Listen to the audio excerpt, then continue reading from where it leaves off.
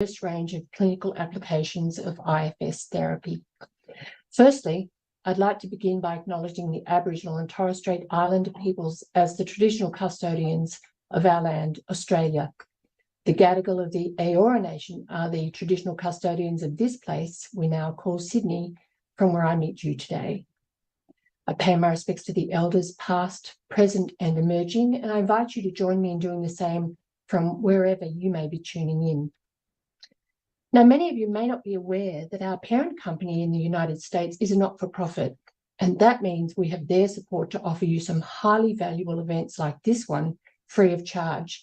And I am just thrilled that almost 5,000 people have joined us for this free PESI Australia event. So wherever you are in the world right now, welcome to you. You're in for an extraordinary 3 days. Today, day 1 of 3, we have 7 speakers sharing their knowledge on applying internal family systems therapy skills to dissociative identity disorder, attachment trauma, sexual function, relationship counselling, group therapy, and pain management. And we have a very exciting start to our day because we begin with our keynote speaker, Dr. Frank Anderson. Dr. Anderson is an author, psychiatrist, psychotherapist, speaker, and trauma specialist who spent the past 3 decades studying neuroscience and trauma treatment. He maintains a long affiliation with Bessel van der Kolk's Trauma Centre. He serves as an advisor to the International Association of Trauma Professionals and was the former chair and director of the Foundation for Self-Leadership. He's also a lead trainer at the IFS Institute with Richard Swartz, the amazing man who changed the face of therapy forever by developing IFS therapy. Dr. Anderson states his mission as to heal trauma and bring more love, compassion, and unity to the world. And when you hear him speak today, you'll know his commitment to this really comes from the heart. So, on behalf of PESI Australia, I'm absolutely delighted to hand you over now to our keynote speaker, Dr. Frank Anderson. Frank, thank you so much. It's over to you.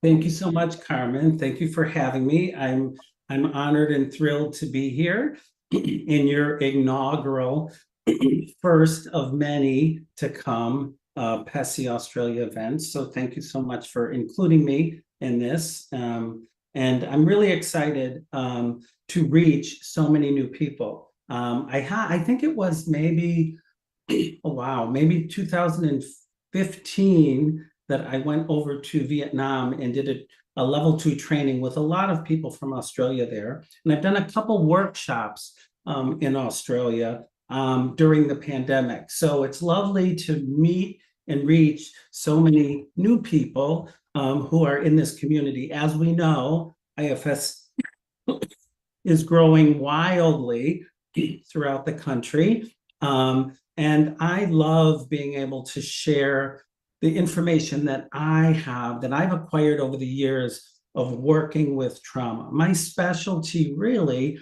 is in this arena of relational trauma or complex PTSD.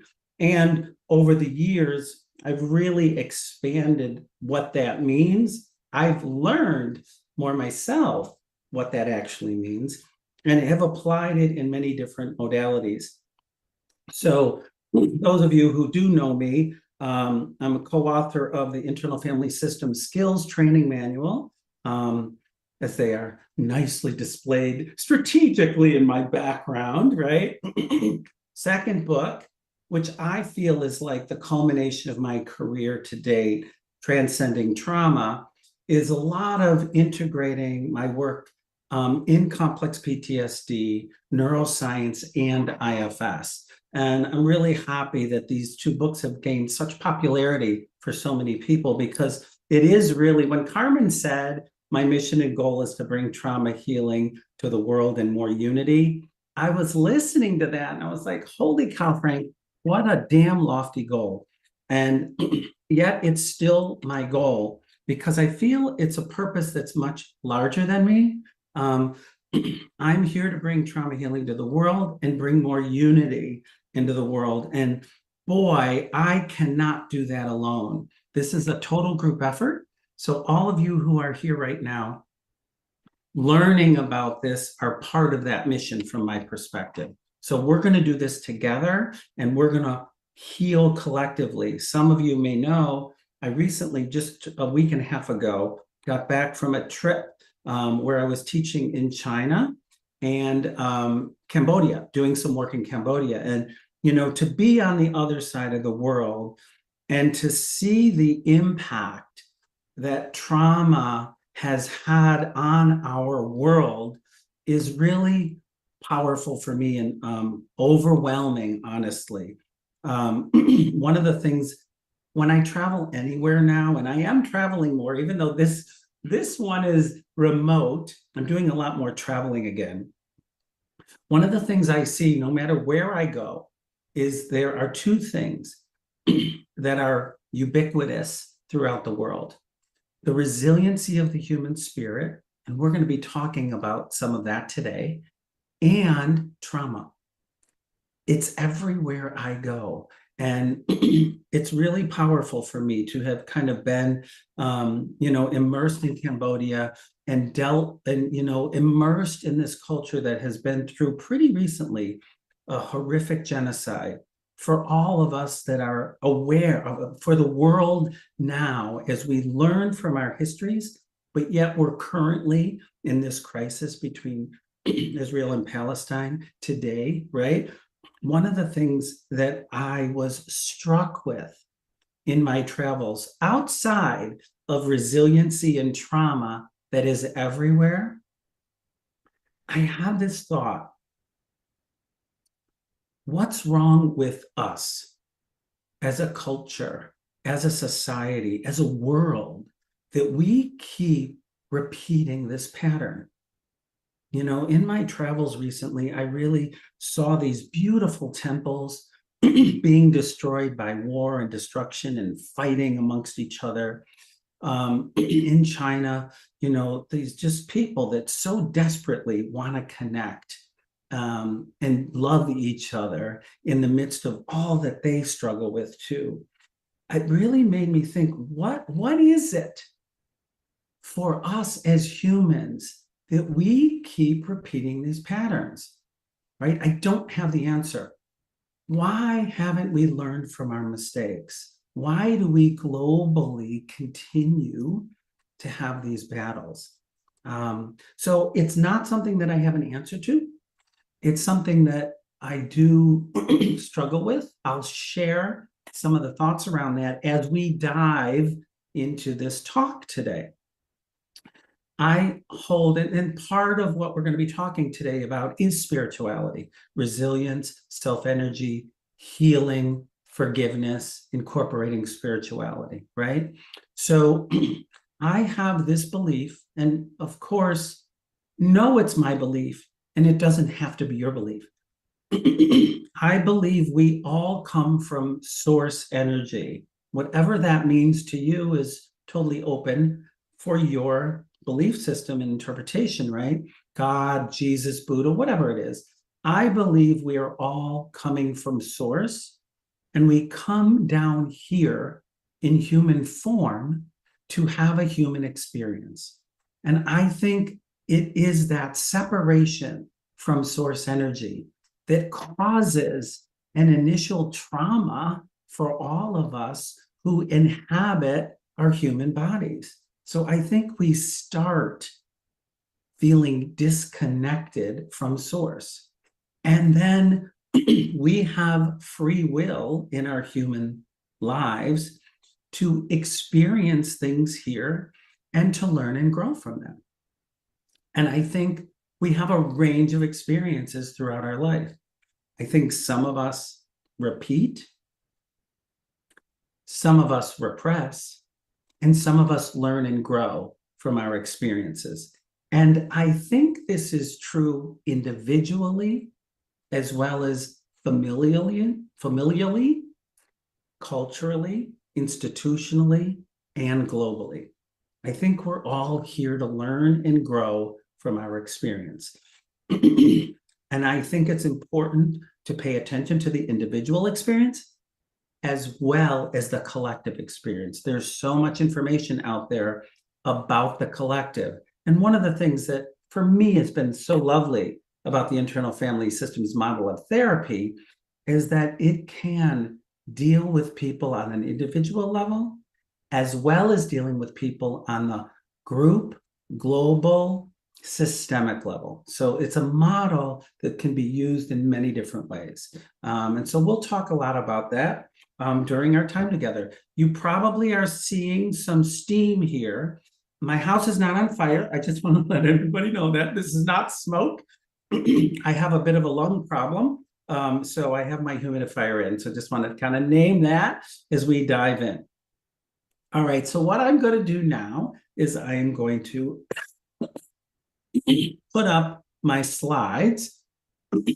And what I will tell you all about these slides is, yes, you have them, okay? Everybody has these slides. However, you're going to have a slightly different order because as I was reviewing these slides, I realized that I wanted to change the order around. So if you're joining along, I'm sorry for the frustration around the slides being in different order, but for those of you who want the content in slide form, know that you have all of this information.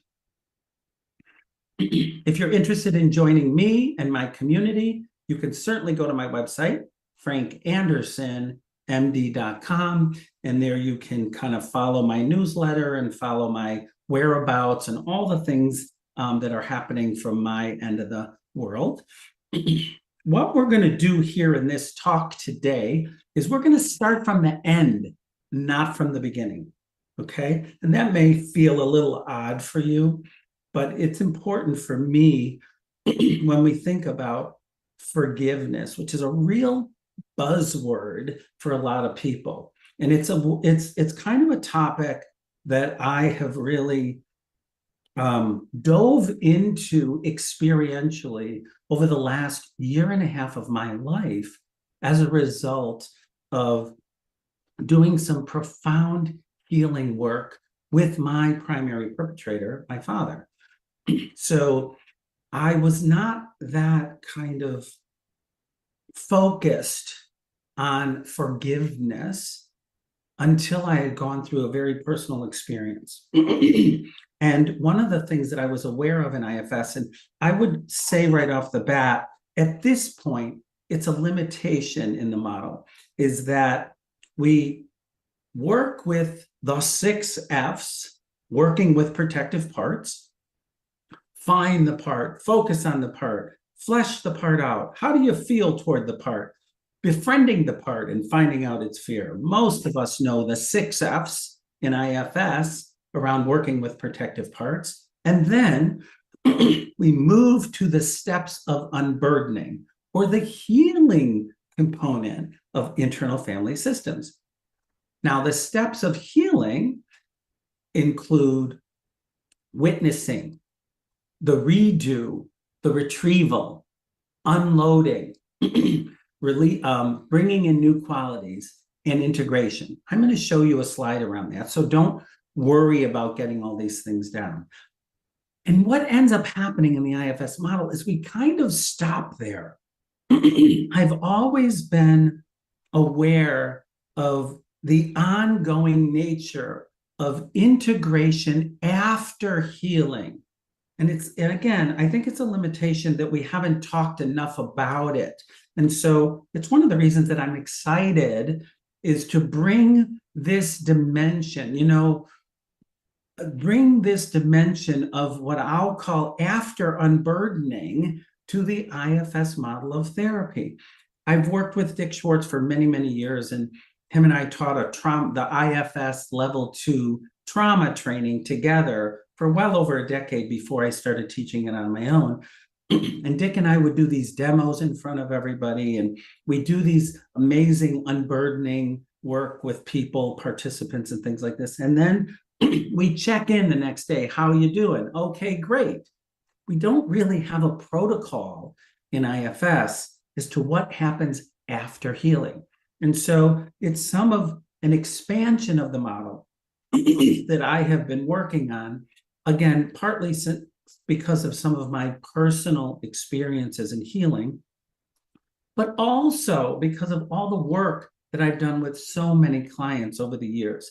And one of the things I'll say before I shift the slide here is because I know forgiveness can be a very activating word, and we'll talk more about that a little bit. Like, should I? Do I have to? What if I don't? Does that mean I'm not really healed? Who am I forgiving? Like, there's a lot that goes into that topic.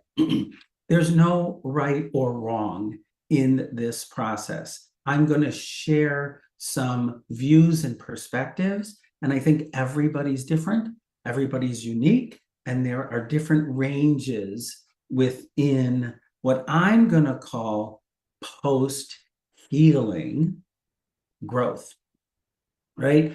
A lot of people talk about post-traumatic growth. I like to talk about post-healing growth because I think there's so much that happens after healing, which is where we'll focus. One more thing before I switch to the next slide. This is an area that is getting a lot of attention also when we're talking about psychedelics, right? So for those of you who are aware, the world of psychedelics is wildly exploding and expanding. And I have a lot of colleagues that are very much steeped in the world of psychedelics. Here in the States, the only psychedelic that is legal right now is ketamine. They're certainly working on psilocybin and MDMA and LSD and ayahuasca, all those things. The reason I'm bringing up psychedelics right now is because there's a lot of people that focus on the medicine events themselves. When people are having a medicine experience and they're sitting with people going through the journey of the psychedelic experience is one such therapeutic issue. More and more we're learning that after healing is where the real work gets done.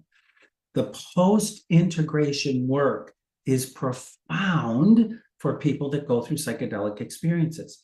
As a matter of fact, with MDMA, ecstasy, you do a medicine session, 3 months of integration, then you do another medicine session, another 3 months of integration, and then another medicine session and integration again.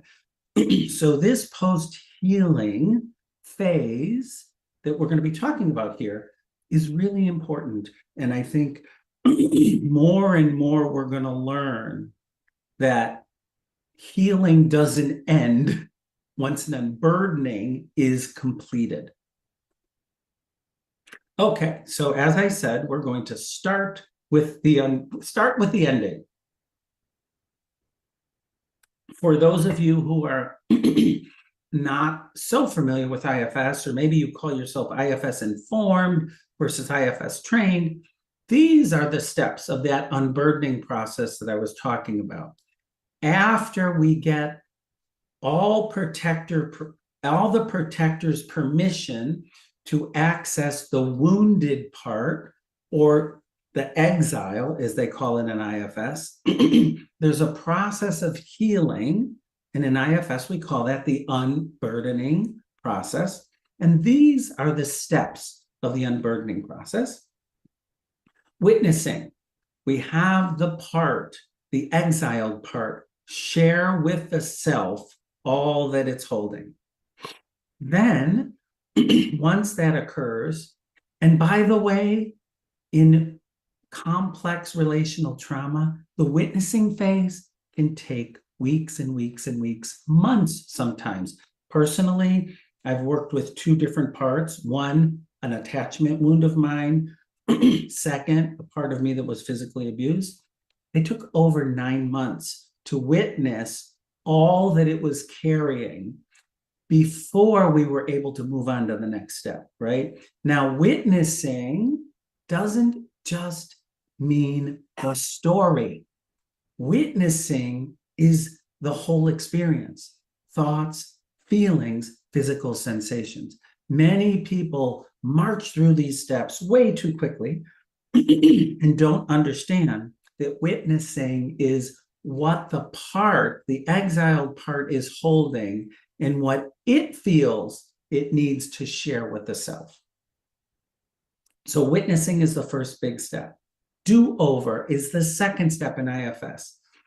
Have the self go into the scene and give the part what it needed and wanted and never got. I call this a corrective experience, or from a neuroscience perspective, a disconfirming experience, which I'll talk about in a couple minutes.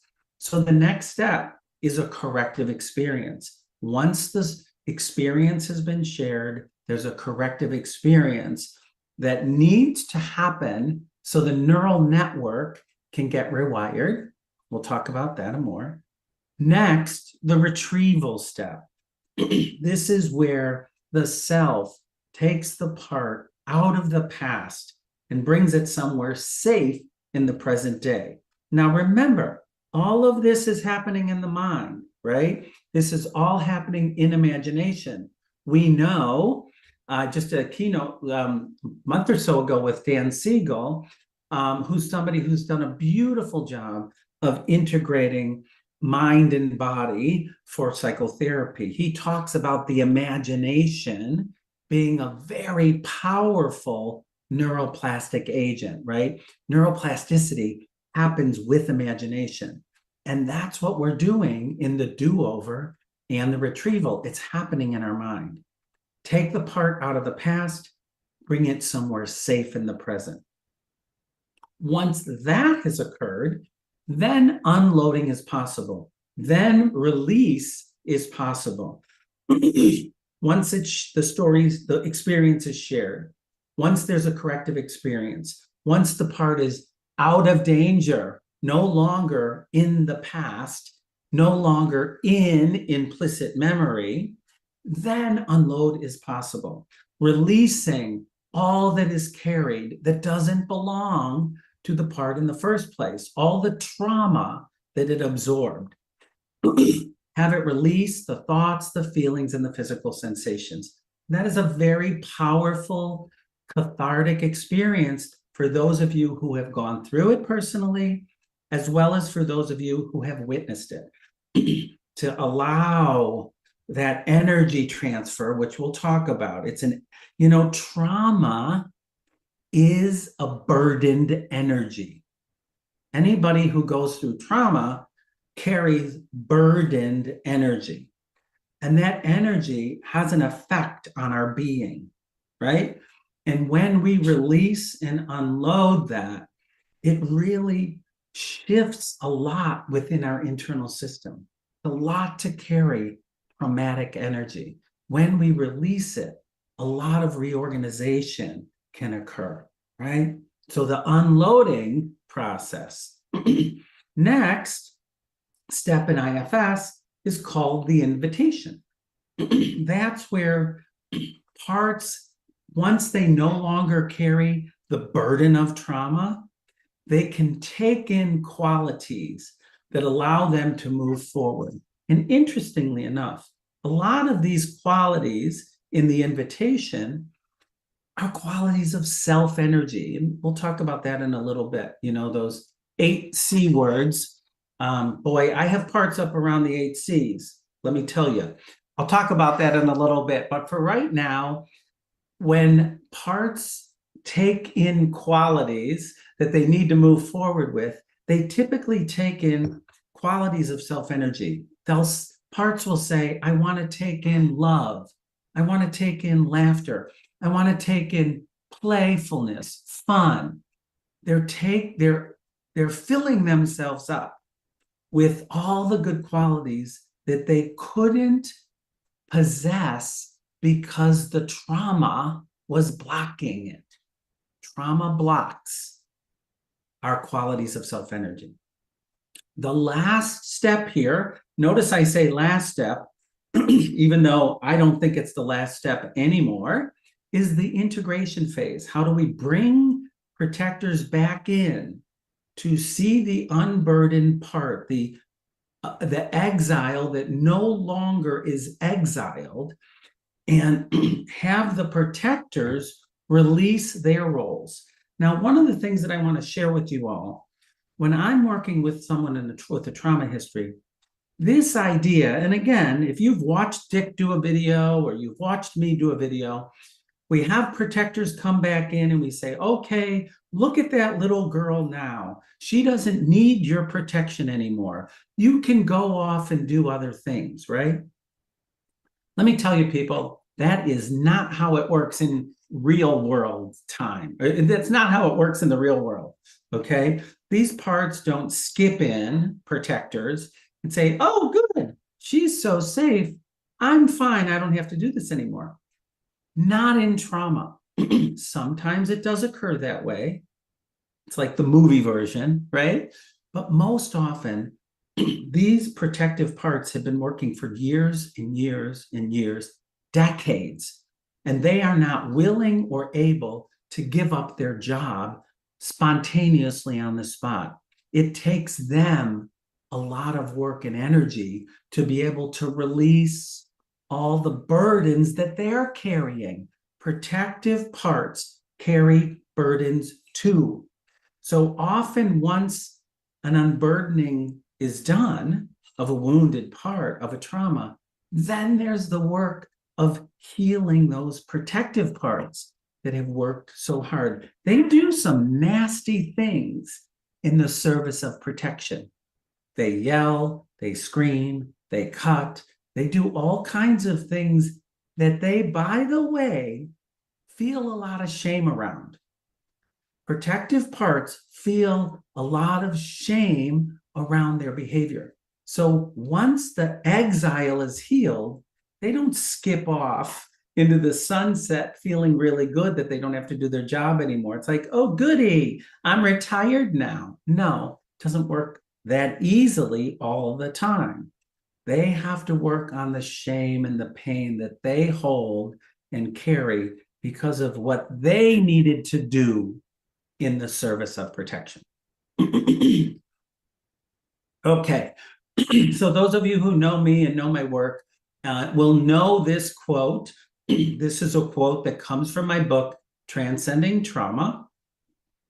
And it is a quote that I believe comes from source energy. I truly believe this is a message from on high to all of us. I don't take ownership of this. I believe it was something I was gifted in order to share with the world.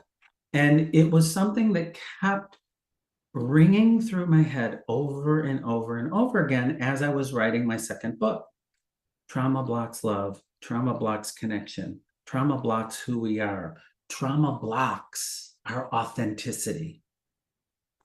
And it's love and connection that heals trauma. Trauma blocks love. Love heals trauma. And I think this is what it's all about in its most rudimentary form. When we experience trauma, when we experience overwhelming life events, it blocks who we are. It blocks our love. It blocks our heart. It blocks our authentic selves. And it is, in fact, our heart, our love, our authentic self that is what is required for healing. So we have a job to help our clients access their love, their connection in order to heal their trauma.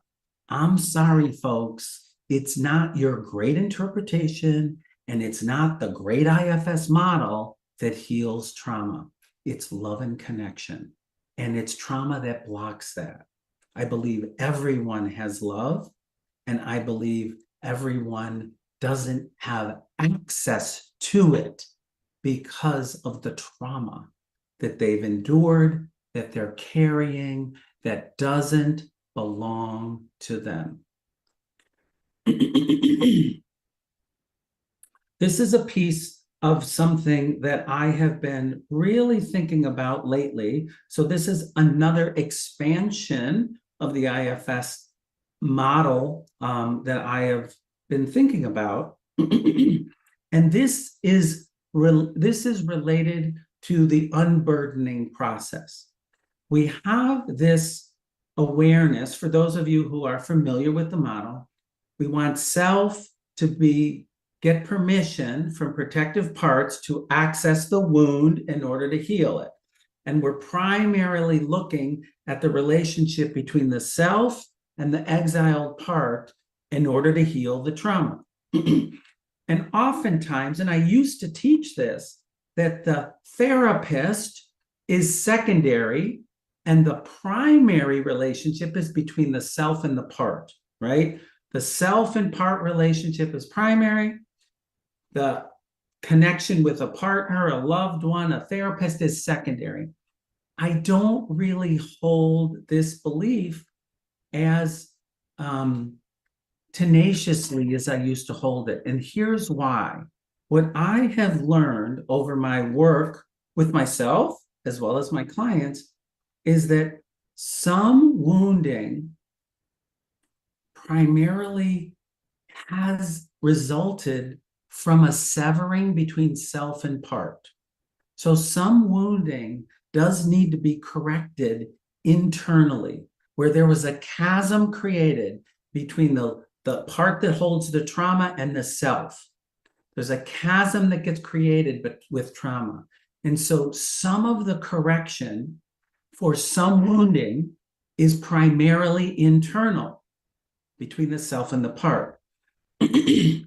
Other wounds that we carry can be primarily relational wounds, that they're related to our mother or our father or whatever, and that the primary corrective experience comes relationally, right?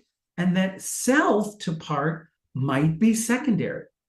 And this is something that I've really been looking at. Now, I don't want you to walk away and say, oh, it's either relational or it's internal self to part, because I don't believe that it's one or the other.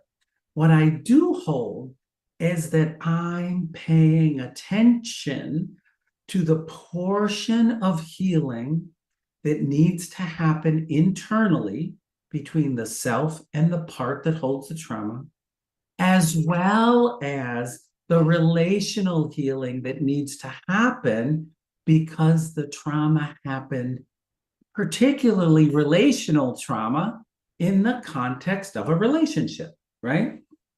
And one of the things that drew me to the IFS model is that I grew up in an Italian family that was all about connection. Big Italian families, yelling and screaming. There was no room for an individual. We were all about the collective. We do things together. We have holidays together. We are a unit. It was as if the group was more important than the individual. So for me, I was very drawn to the IFS model because it included the self in a way that my culture did not. So for me, I needed more self to part healing because it was all about connection, right? Some people are different. Some people that grow up in neglectful environments that are all alone, that are mostly self to part, right, need the correction relationally because they spend so much time in alone and isolation. So as you're paying attention to the healing process, when you're looking at IFS, I'm going to ask you to think a little bit around how much of the corrective experience here needs to happen internally and how much of the corrective experience needs to happen relationally. Both are important, and I want to pay attention to how much of each is necessary.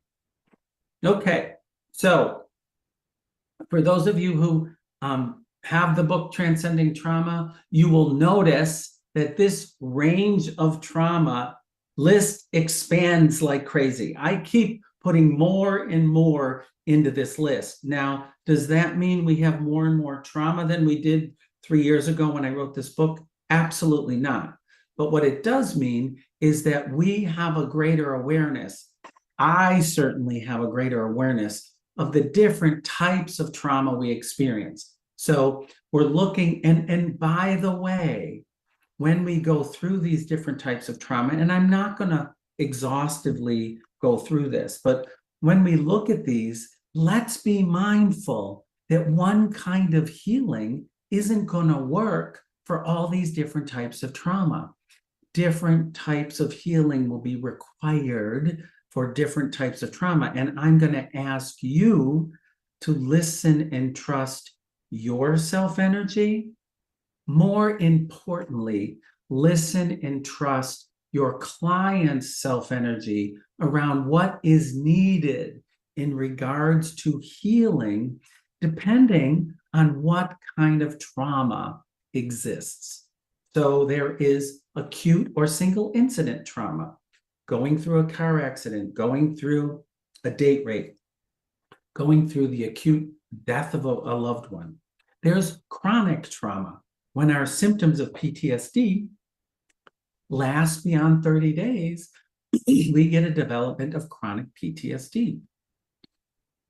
Relational trauma or complex PTSD, that's ongoing family dysfunction that is repeated traumas. These are micro traumas over and over and over and over and over again for years and years and years. Some macro, some micro, but complex trauma is relational dysfunction, right? Has a huge impact, different than a single event. I differentiate attachment or developmental trauma from relational trauma. Now, much relational trauma does start early on, but all relational trauma doesn't start early on. We can have complex PTSD in adulthood and in our teenage years and in our older years too, right? So relational trauma is across the spectrum.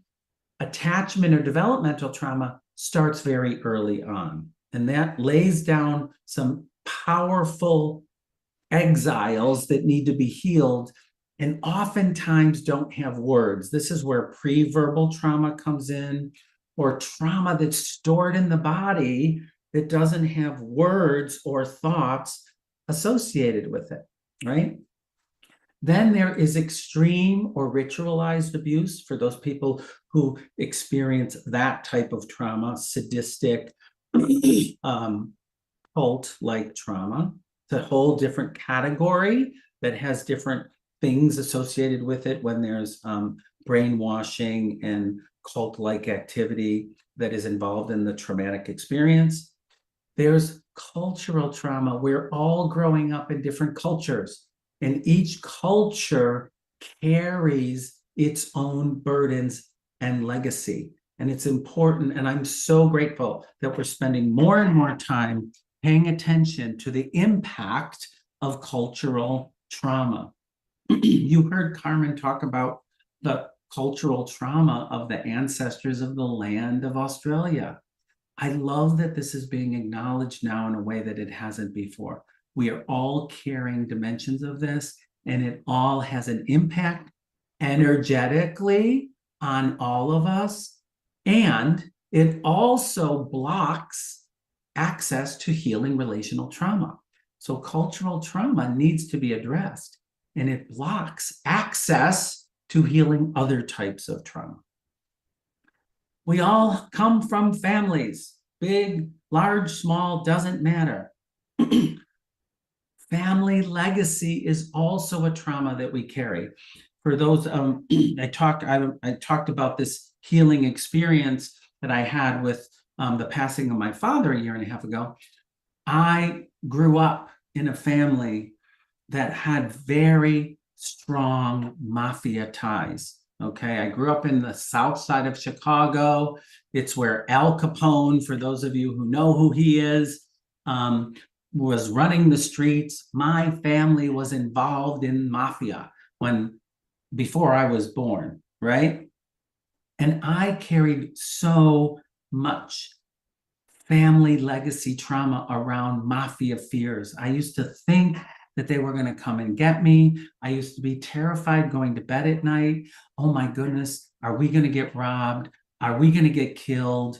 Are they going to burn our house down? Like, I grew up with so much fear around mafia, which was transgenerational. I never experienced anything from the mafia, but it came through genetic material and it came through family legacy, family lore, the family stories, right? So we can carry stuff from our family that doesn't belong to us. Heritage, ethnicity, nationalities are all carrying family legacy trauma.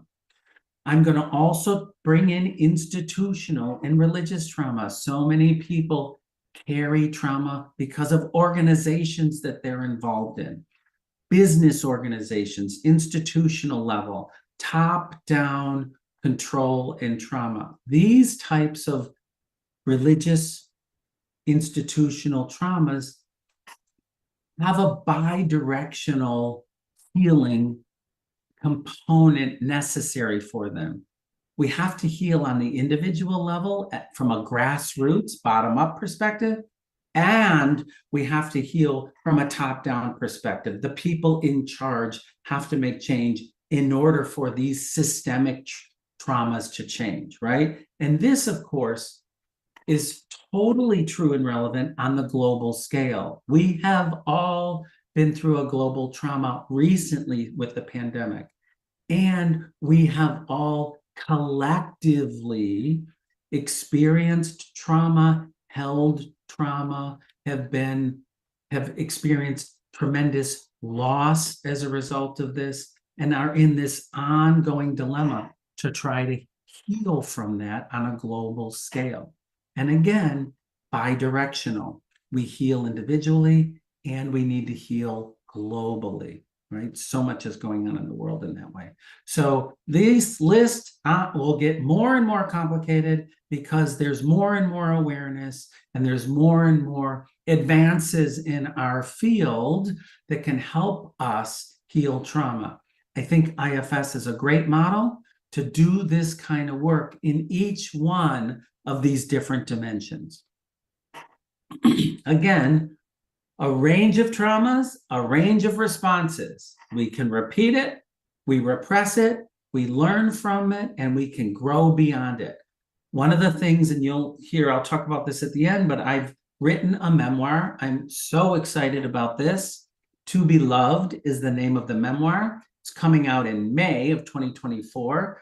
And the reason I wrote this memoir, honestly, is primarily to share my personal trauma history with the world, to let people know that healing is possible. I want every person out there to know, no matter how little, how big, how global, how systemic, how individual it is, we all have the capacity to heal trauma. That is my main message for everyone. Yes, even on the global scale, and certainly on the individual scale. So this is my message, and this is what I will continue to help, as all of us will, in our interconnected pathways, right, of healing. Now, this issue of resilience we're going to talk about now, and it's something that I've really spent a fair amount of time looking at, researching, just because I was curious, like, what is the role of resilience in trauma? Why do some people recover, get beyond, rise above, and do great things in their life as a result of their trauma?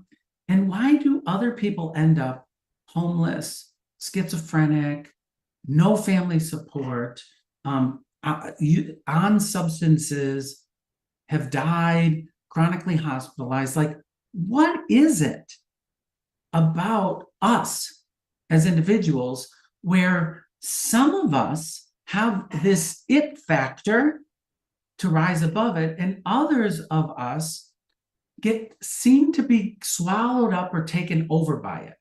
And for me, there's no judgment here around who falls into what category. It's more like a curiosity about, well, how do we end up like this? And honestly, it was a little bit like Why did I become a trauma expert? Why am I sitting here right now talking across the world to a bunch of people in Australia because I have a trauma history? Like, how did that happen? And why am I not something else? Right? I don't understand it. Right? And so I just look at it. And I don't have the answer here, folks. So I'm not saying I have the resilience answer. I'm saying let's be curious about it together. Because when you're doing IFS sessions with your clients, you're going to have parts of you that get activated because of parts of your clients. Like that's a big piece of IFS, right? The parts of the therapist that get activated by the parts of the client. And you will get activated by parts of your clients that are not resilient, that don't have what it takes, and you get frustrated by them. You also may get activated by parts of your client that seem to be more resilient than you are. Why do you have this extra quality and I don't, right? So this is something we want to pay attention to, this resilience issue when we're doing IFS sessions. These are some of the things that I started collecting when I'm assessing somebody, when I'm doing IFS sessions with somebody, and I'm looking at their trauma history. I want to know, can they form a meaningful connection? Are they capable of connection? Are their parts so damaged that connection is dangerous and toxic and their parts will not allow it? Can somebody tolerate uncertainty? Do they have so many parts that need to be in control that unknown and uncertainty are not possible? Is my client capable of being with difficult emotions? This is one of the simplest things to say and the hardest things for people to do. Therapists included, by the way.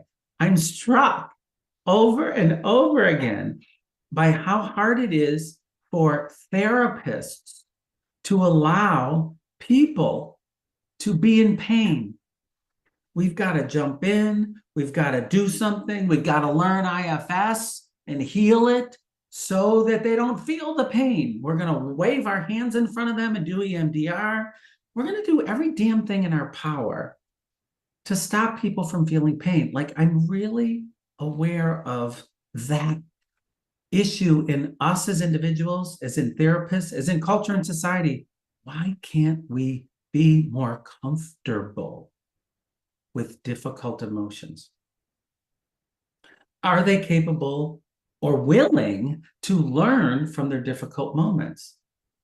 Does someone stay in blame, or are they able to look at themselves and learn about their contribution?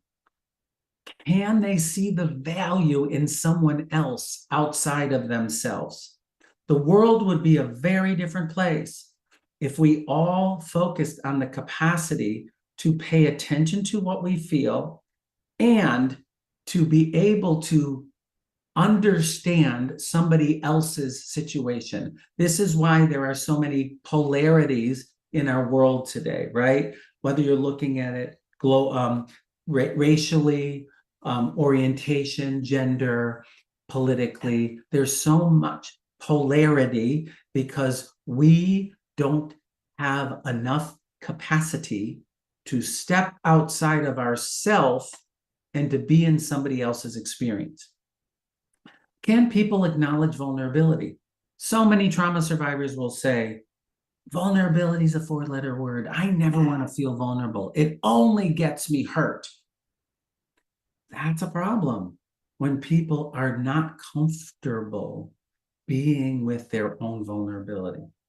And lastly, can they take responsibility for their own actions? So these are some of the things that I want you to pay attention to when you're sitting with somebody, to notice their capacity to overcome traumatic experiences, right?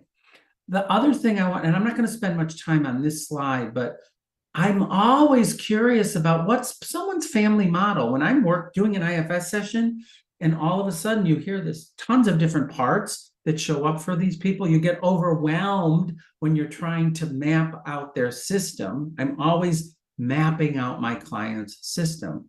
I want to know how their family handled adversity. How did your family handle anger? Which parts of you have taken on the anger of the perpetrator? How did your family process feelings? Was there even a capacity to process feelings? How did they work through adversity? Was there a lot of yelling? Did people go off into their silent, quiet corners? What was your experience with resentment, revenge, confrontation? How much blame was present, right? How did your family of origin handle loss?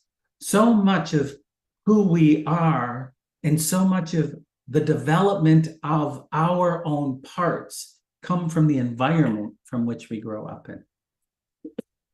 There is neuroscience that I just want to briefly share with you around this issue of resilience. And this is the work of Moreno and Lopez. Resilient adults tend to have larger hippocampal volumes, and there's increased connectivity between the central executive network, which is a thinking network, and the limbic regions, which is our emotional network. So people with greater resilience have more connections with thoughts and feelings. They have improved ability to regulate emotions through the prefrontal cortex. We know self-regulation is a top-down process, okay? Self-regulation, top-down, prefrontal cortex, hippocampus, amygdala, limbic system, body. We know connection with another is a bottom-up process. It comes from the bottom up, body, mind, body, spinal cord, brain, prefrontal cortex. Connection is bottom up, self-regulation is top down. People with resilience have lower hippocampal activation when they see emotional faces. So they're less likely to be reactive, right? And they have increased amygdala habituation to stress. So they can recover from stress quicker, right? There's a brain component to resilience also. Rick Hansen and his son talked about resilience, and I don't want to spend a lot of time with this because we're going to dive into more IFS content in a minute, but there's a couple things here that I think are very relevant when we're doing work around trauma and resilience and we're doing work with IFS, because there's a lot of overlap here. Rick Hansen looked at determination, confidence, and compassion. The people who are more resilient have more mental resources internally. Now, of course, we're talking about self-energy here, right? So this is where resilience and self-energy can be overlapping, right? There's a lot of overlap between that it quality of overcoming and the capacity to be in self-energy. Is it something that is developed, or is it something that we have intrinsically? Now, this is a big debate in the IFS community.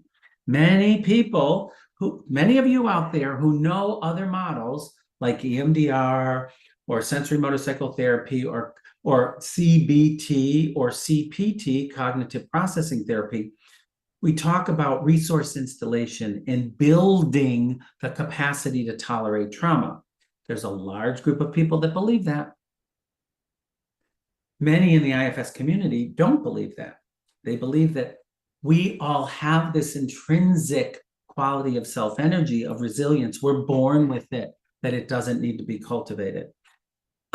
I don't need to be on either side of that. But I will say from the IFS perspective, the belief is we all have self-energy. It doesn't need to be cultivated. We all have that internal resilience, right? Self-compassion leads to resilience. There's a lot of connection between the two of them. Now, Viktor Frankl, for those of you who know him, man's word of meaning. I don't have the title of his book right now, but very powerful person who's went through the Holocaust and talked about the freedom of choice as the last human freedom. how we have resilience is, can we help others despite our own suffering? Do we have the capacity to believe in something that's larger than us? The power of choice, he calls the last human freedom. No matter what the situation is, you're exercising agency. This leads to grit and resilience. Now, I want to share something personal. And Viktor Frankl talked about this. We know Elie Wiesel, who was a Holocaust survivor, also talks about this capacity, this drive to think about others, to look at something larger than ourselves. When I was in Cambodia recently and I met with survivors of the genocide, which was a very powerful experience. And these are the numbers we're talking about here, folks. You know, of a killing field of 20,000 people, 7 survivors. Of another killing field of 17,000 people, 2 survivors. I met with 3 different survivors in this trip that I was embarking on with a group. And each one of these survivors talked about, when I get out, I'm going to make sure nobody else goes through this. If I survive, I am going to do everything in my power to help my family. Every one of them had a goal that was larger than themselves. And I really took stock in that, right? This capacity to withstand the horrific is aided by our having a belief in something outside of us. I'm going to help others. Now, of course, we know from the IFS perspective, if that desire to help another comes from protective energy, it's not necessarily what would be helpful, right? Because protector energy is driven to protect a wound, right? And I could focus on you at the risk, at the expense of myself, right? So I want to differentiate something important here. When we're talking about believing in something beyond ourselves, I'm talking about that coming from resilience and self-energy. I am not talking about it, a protective part that's going to focus on somebody else over at the expense of themselves. So where that agency and believing in something bigger, meaning making, comes from self-energy, it has a transcendent quality about it. When it comes from protective parts that are trying to keep pain away, it tends to perpetuate our trauma. Gratitude, confidence, calm, motivation, following your dreams, all qualities that lead to resilience. Yes, these are all qualities of self-energy, right? So when we talk about the IFS model and we start looking at IFS, self-energy is such a key component to healing here. Again, not your great interpretation, not your skill level whipping through the 6 Fs. Helping your clients access these qualities within themselves and trusting their wisdom on how healing occurs is really the name of the game here. Okay, let's move on here. Why is this now? Okay, I just really quickly, and this is the difference between parts and self when we're looking at resilience, right? Angela Duckworth is a woman who talks about grit, and she's written a book about children and grit and how do we deal with kids and grit, right? Sticking with a long-term goal despite its ups and downs, stamina, having passion and perseverance for long-term goals. These are these qualities of resilience, qualities of self-energy. Now, an important distinction that I want to make here. Now, Angela Duckworth talks about grit being developed. Yes, we can help develop this in somebody else. Like, this is something we can foster. Parents can help build grit and resilience in their children with warmth, autonomy, and demanding. Like, not demanding in a negative way, always trying for better. I want to point out a difference here, which I thought was really an important piece of research. If you tell your kids you're smart, you're smart, you're smart, in an attempt to build resilience, you actually cause more harm for them, because kids who have less self-esteem and less confidence when they were told they were smart, the ones that were told they were hard workers, that they had the capacity to work through adversity, tended to have more confidence and be more successful in life. Because those that were told they were smart often felt they failed and couldn't live up to that standard. So when we're thinking about supporting our children, fostering self-energy, fostering resilience, we want to pay attention to them being present versus them being hearts-driven in a way that may not be helpful and actually can be harmful. Another difference between optimism, in resilience and grit, is this difference of optimism and pessimism. I have always been optimistic. I'm one of these people. I had a really tough history, and I always held on to the positive. I don't know why that was. When I was in, medical school, learning how to be a psychiatrist, was like, oh, it's adult child of an alcoholic. I always looked at the positive because I grew up in an alcoholic family. But I don't really feel it's only that. People who feel a permanent pessimism, I'm bad, I'm wrong, I'm stupid, do far worse than people who are optimistic, such as the cause is temporary and specific. It's not about me, right? So we want to pay attention to these different qualities as we move forward here. All right.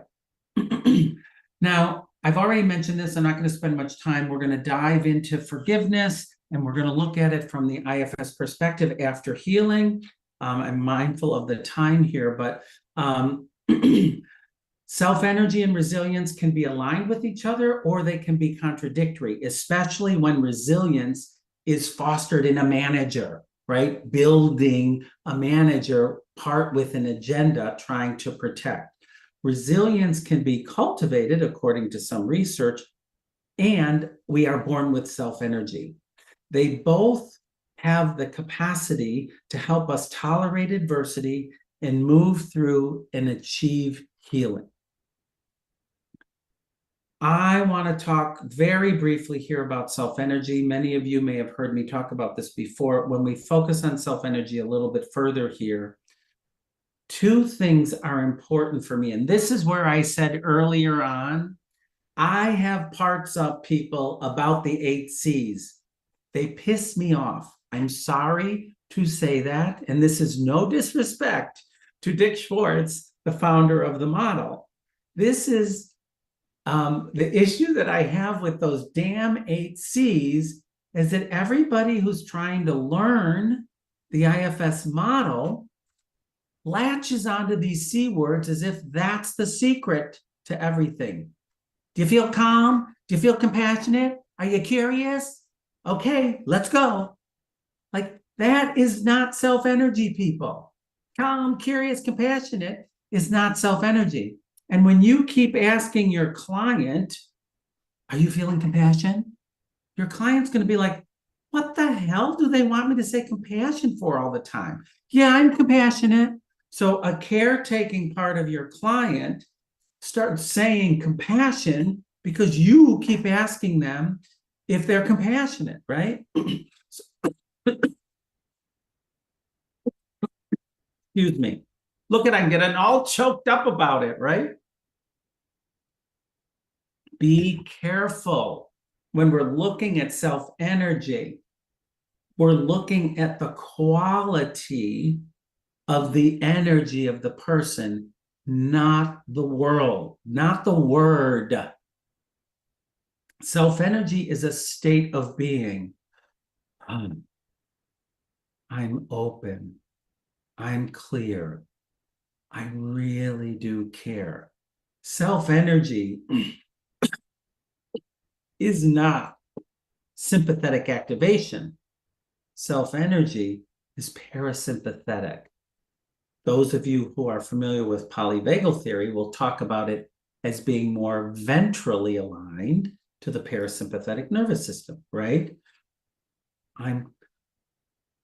It's a relaxed state. It's the body relaxing. It's the voice softening.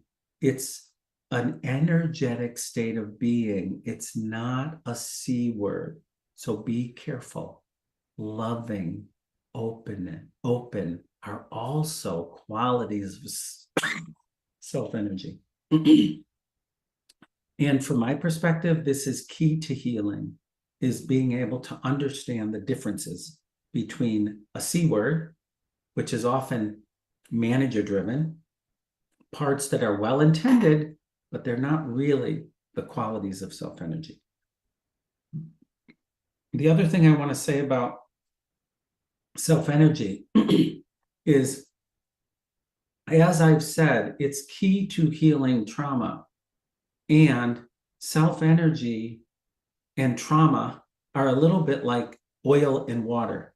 They don't blend very well together. So it's very challenging to get clients to be in self-energy when they are trying to process their trauma. It's one of the most challenging things, in my experience, for people who are working with IFS and self-energy to heal trauma, is having self be in connection, in relationship to the trauma, because self does not sustain trauma. Self and trauma get split off. So when we're asking a client to be in self-energy in the midst of being with overwhelming trauma, it is a tricky dynamic to achieve. Most people feel self-energy when they're in nature, when they're listening to music, when they're dancing, when they're with loved ones, right? We all have moments of being in self-energy. The therapy office, and that it's not while we're processing some of our most horrific moments. So I want you to keep that in mind, that it will be challenging for some clients to access self-energy while they're with their trauma. There's a bunch of steps and keys about how we do that. One is dealing with overwhelm. One is doing direct access. I don't know what's going on with these slides. Let me apologize for that. Okay, it's going, I gotta go backwards. Sorry. Okay, folks. Here we go. So sorry about that, little snafu around my computer. So when we're working with people and when we're looking to heal trauma, we want to be very mindful that it's a tricky balance to allow self-energy to be in relationship to overwhelming experiences. It can be done, it is achievable, but it's not easy. So don't label your client or call them deficient because they do have a hard time accessing self-energy when you're trying to help them heal from their trauma. Everybody accesses self-energy differently. Everybody has a different experience of it. I access self-energy when I'm moving. A lot of my trauma was in my body. So I access a lot of it when I'm moving and when I listen to music, because there's something about sound and body that helps my system integrate. If I'm running with my headphones in listening to music, that is my best chance of accessing self-energy, especially when I'm running outside in nature, right? Not when I'm sitting in my therapist's office working on the way that I was yelled at, screamed at, hit, and abused. Not so easy. So pay attention to that.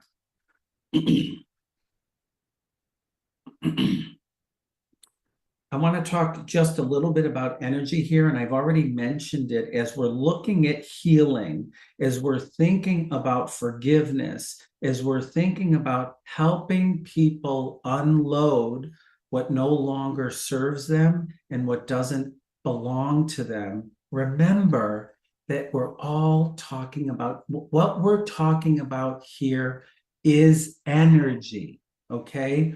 There's energy in the world. There's energy in nature. There's energy in families. Every interaction that we have with someone is a transfer of energy. You are all sending energy here as you're listening to this. I'm sending energy out. What we're focusing on in IFS is helping people release the energy that was thrust upon them, that doesn't belong to them, that gets in the way of their flow of integration because of what they're carrying.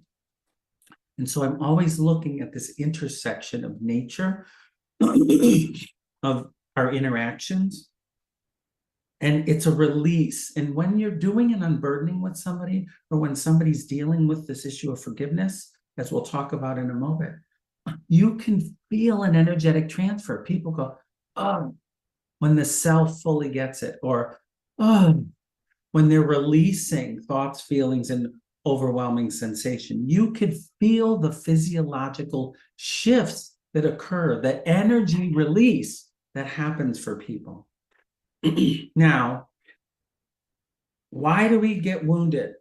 As we're talking about energy, we also want to look at the dimensions of energy, because wounding and trauma is not only about holding negative energy, it's also about a distorted belief. Okay?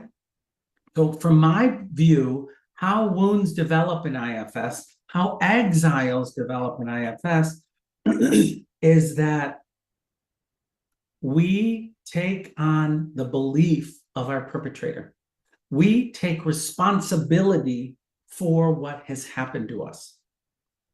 For me, vulnerability, the definition of vulnerability is, do I have the capacity to feel my feelings? Most kids in abusive situations disconnect from themselves in the service of survival. So one is, can I connect to my emotions? Number one. Number two is, can I take a risk to share it with somebody else? So can I connect to my truth and feelings? Can I risk sharing it with another person? What ends up happening is the other person says, you're wrong, you're stupid, you shouldn't feel this way, you shouldn't do that, you shouldn't think that way. It's the other person's reaction to our authentic self that creates wounding. Because when the person yells at me, you're stupid, you're wrong, you idiot, and they don't take responsibility for their action, then I will take responsibility. I must be wrong. I must be bad. It must be my fault. So wounds develop because we take responsibility for the action of other. We absorb the emotions that other people thrust upon us, and we take responsibility for them. So that, in an essence, is what we're trying to release and heal when we're doing IFS therapy, right? Now, as I'm moving out into the general public and doing a lot more teaching outside of the method of psychotherapy, which I believe is necessary. You know, we need, therapy is important, don't get me wrong. And it's important to learn a model as you're wanting to learn IFS. But I think healing goes beyond models. Not everyone has access to mental health services. There are so many people in need. So how can we teach people when they need to go to therapy, when they can afford therapy and have access to it, and what they can do outside of a therapeutic setting because there's so much need in the world. So I don't have the answer to that yet either, folks, but I'm really working on the components of healing within and outside of psychotherapy. So as we looked early on with the stages of the IFS unburdening process, right? I'm going to generalize these a little bit when I look at some of the key components to healing that go along with, but aren't necessarily all the steps of the IFS unburdening process. We need to share the part that holds the trauma needs to share it in some way. There needs to be a disconfirming experience, something opposite from what the part holds. There needs to then release is possible and forward movement or transformation is possible. And neuroscience supports these steps here. So this is where I integrate neuroscience knowledge and internal family systems to say what are the key components to healing in a general sense. Memory reconsolidation helps us with this. Memory reconsolidation talks about rewiring neural networks at the synaptic level. We rewire the trauma neural network. And there is what in memory reconsolidation is called the accessing sequence. How do we access the traumatic material? Be with it, not in it. This is different than reliving. This is what IFS calls unblending. This is why unblending is so important. We can't heal the network when it's reliving its trauma. So we are with it, self to part, or person to other person to client. Then there's two phases in the transformational sequence. There's reactivating the neural network and having a mismatch, a disconfirming experience. So if the trauma is, I'm going to get killed, we have a disconfirming, I am safe, right? Once the trauma network is activated, we need to have a corrective experience, a disconfirming experience, in order for healing to occur at the synaptic level. Then once the disconfirming happens, then erasure or release is possible. So I use neuroscience to inform and support the IFS unburdening process. And I want us to know that there are certain key components. So when you're doing this work, and say maybe you haven't taken level 1 training, you're IFS informed, and you're working with an exile, you might not be able to do all the steps exactly as one would learn in an IFS training. However, pay attention to what neuroscience says is important around key components. And always, if you're feeling not confident, and if you don't feel like you're on stable ground, certainly don't cause any harm to your clients and don't move forward, right? Unless you know what you're doing, or for certain, you get consultation or supervision so somebody else can help you as you're helping your client. So first, do no harm. This is what I call the arc of healing, and it really incorporates all the IFS principles, the 6 F's, and the unburdening steps. We're creating safety and establishing boundaries. No healing occurs without safety and boundaries, because trauma is a violation of safety and boundary. Identify and be with protective parts mindfully. Embrace the positive intention of all parts. This is protectors specifically, but exiles also. Access compassion, internal wisdom, or self-energy. Gain permission from parts to be with their pain. Allow the wounded parts to share what they're holding, witnessing. Provide a corrective experience between the self and parts, or relationally. Let the parts release or let go of all of the painful experiences that they're carrying, all of the energy they're carrying, and then you can have alignment inside and out.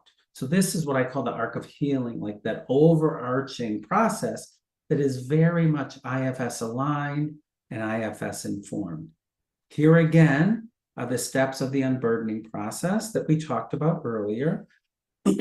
Now, just a little bit here on spirituality before we kind of finish up with forgiveness, because I've expanded forgiveness as an added component of healing. I think forgiveness goes beyond healing the wound, and I'll talk about that in a minute. But spirituality is something that I've energy, religion, healing, whatever way you want to call it, whatever frame you want to use, healing often help beyond ourselves is often necessary for healing. You know, Dick Schwartz made this model, and originally his company was called the Center for Self-Leadership, with the hope that we would be able to do this ourselves, right? Self-leadership. Have it is good to have self-leadership, and we all want to lead our system, right? And have agency. We need help to heal trauma. Everybody does, right? And whether that's help from the self to the parts, whether that's outside help from therapists, whether that's help from spiritually, remember that your belief should not be imposed upon your clients. They may say, an angel is showing up. I see Jesus. I'm with Buddha right now. We want to make people available to access help that is outside of themselves. Help from you, help from the self, help from the energy that's beyond. And I do a whole training and course on spirituality and healing and energy, because it's something that I have really grown to expand as I'm doing work, particularly with trauma, that outside help is often necessary. I like to say that protective parts struggle with receiving help from the self, and clients in general struggle with receiving help from beyond themselves. But wounded parts, exiled parts benefit from help from the self and from beyond. Remember, it's often from beyond that causes the pain. So getting people comfortable to ask for help from beyond in and of itself is massively healing. When we look at the post-healing process in IFS, there's a check-in daily with unburdened parts, check-in daily for 3 or 4 weeks to make sure the exile is no longer exiled and it's safe. This is after we do the steps of unburdening. Adjusting to a new way of being in the world. Once an unburdening does happen, it's a new territory for people to be into the world differently. We want to secure that relationship internally between the self and the parts.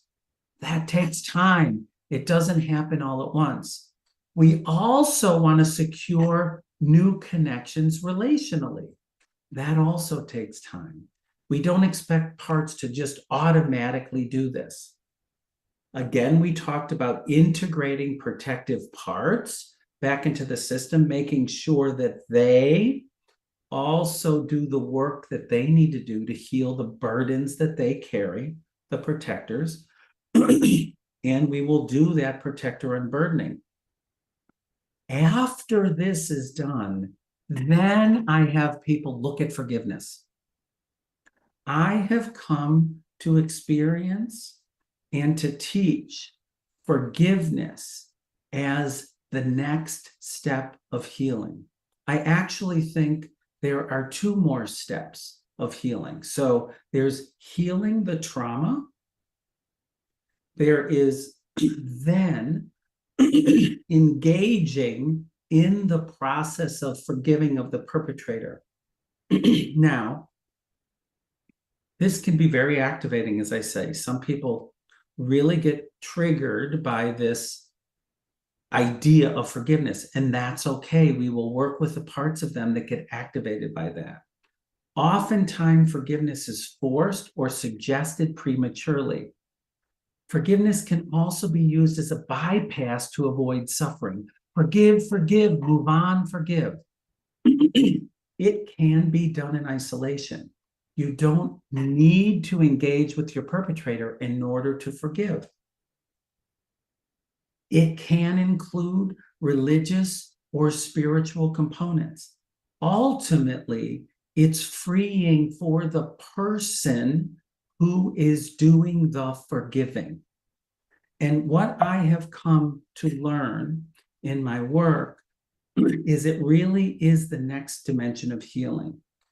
I'm going to share a little bit of my process with you in regards to working with my father, because I personally did so much healing work on my own. I healed so many exiles. I spent at one point 7 years with having no contact with my father through my early 30s.